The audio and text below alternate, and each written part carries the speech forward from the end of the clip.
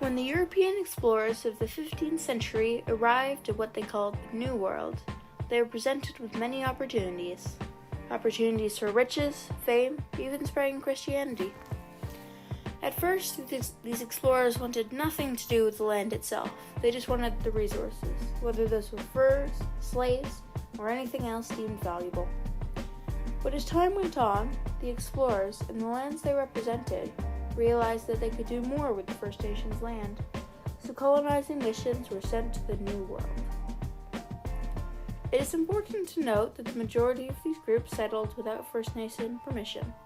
These settlers faced many hardships like disease, attacks from the First Nations, famine, and many others. Some colonies died out, but some survived. These settlements and the settlers who lived in them were the building blocks of further colonization for those settlers' homelands. The problem for these mother countries was it was hard to maintain, fund, and supply a colony so far away. However, they just pulled through. Before I tell you how, we need to look at the cause behind this colonization. The question is why? The answer? The same as before. Gold, glory, and God. So what was different? Really, more of the same things.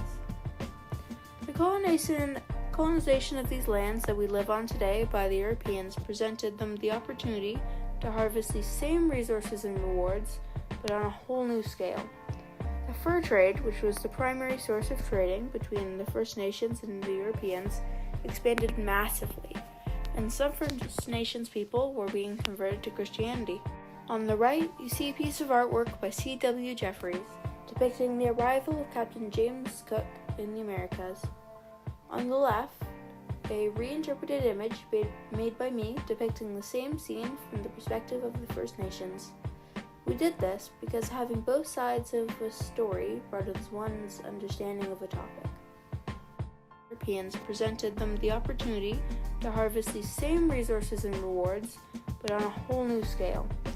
The fur trade, which was the primary source of trading between the First Nations and the Europeans, expanded massively, and some First Nations people were being converted to Christianity. But what effect did this have on everyone involved? Well, it meant many different things for many different people. For the Europeans, it meant some brief times of hardship, but a much greater reward later on for the countries that succeeded in colonizing. For those that failed, they faced some immediate loss, but much more in the long term because they didn't have the same riches and resources they may have once had. The First Nations had it bad.